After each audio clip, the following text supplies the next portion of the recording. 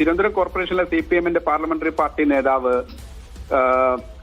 SP ദീപക്കാണ്, അഭിഭാഷകൻ കൂടിയായിട്ടുള്ള advocate SP ദീപക്കാണ് ഹൈക്കോടതിയെ സമീപിച്ചിരിക്കുന്നത്. പ്രധാനമായുമുള്ള ഒരു ആരോപണം, നേരത്തെ നടന്ന സത്യപ്രതിജ്ഞാ ചടങ്ങിൽ നിയമപരമായി നിശ്ചയിച്ചിട്ടുള്ള ദൈവനാമത്തിലോ അല്ലെങ്കിൽ ദൃഢപ്രതിജ്ഞയോ അത് ചെയ്യുന്നതിന് പകരം പ്രാദേശിക ദൈവങ്ങളുടെയോ രക്തസാക്ഷികളുടെയോ ബലിദാനികളുടെയോ രാഷ്ട്രീയ പ്രസ്ഥാനങ്ങളുടെയോ ഒക്കെ പേരിലാണ് സത്യപ്രതിജ്ഞ ചെയ്തത് എന്നതാണ് ചൂണ്ടിക്കാണിക്കുന്നത്. ചില ഉദാഹരണങ്ങൾ, ഈ 20 പേരും സത്യപ്രതിജ്ഞ ചെയ്ത ചില കാര്യങ്ങൾ അതിനകത്ത് പറയുന്നുണ്ട്. ഗുരുദേവന്റെ നാമത്തിൽ, കാവലമ്മയുടെ നാമത്തിൽ, എന്റെ പ്രസ്ഥാനത്തിലെ ബലിദാനികളുടെ പേരിൽ, ഭാരതാംബയുടെ നാമത്തിൽ തുടങ്ങിയ രൂപത്തിലാണ് ചില കൗൺസിലർമാർ സത്യപ്രതിജ്ഞ ചെയ്തത്. ഈ 20 അംഗങ്ങളെ അവർ ചെയ്തത് തെരഞ്ഞെടുപ്പ് കമ്മീഷന്റെയും ഇവിടെ നിലനിൽക്കുന്ന നിയമപ്രകാരമുള്ള പ്രത്യേക ഒരു ഫോർമാറ്റ് തെരഞ്ഞെടുപ്പ് കമ്മീഷൻ തന്നെ നൽകുന്നുണ്ട്.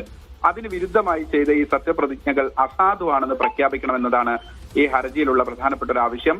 ശരിയായ രീതിയിൽ സത്യപ്രതിജ്ഞ ചെയ്യാത്തതിനാൽ ഈ കൗൺസിലർമാരുടെ സ്ഥാനങ്ങൾ ഒഴിഞ്ഞു കിടക്കുന്നതായി കണക്കാക്കണം എന്നതുൾപ്പെടെയാണ് ഇപ്പോൾ ഹൈക്കോടതിയിൽ നൽകിയിരിക്കുന്ന ഈ പരാതിയിലുള്ളത്. എന്നനുസരിച്ച് കോടതി പെറ്റീഷൻ അഡ്മിറ്റ് ചെയ്തിരിക്കുന്നത് വളരെ വിശദമായി തന്നെ വാദം കേൾക്കാൻ കോടതി ഇരിക്കുകയാണ്. അതിന് മുന്നോടിയായാണ് ഇപ്പോൾ ഈ ഹർജിയിൽ ചൂണ്ടിക്കാണിച്ചിരിക്കുന്ന 20 കൗൺസിലർമാർക്കും അവരുടെ ഭാഗം വിശദീകരിക്കുന്നതിന് വേണ്ടി ഇനി കോടതി ഒരു നോട്ടീസ് അയച്ചിരിക്കുന്നത്.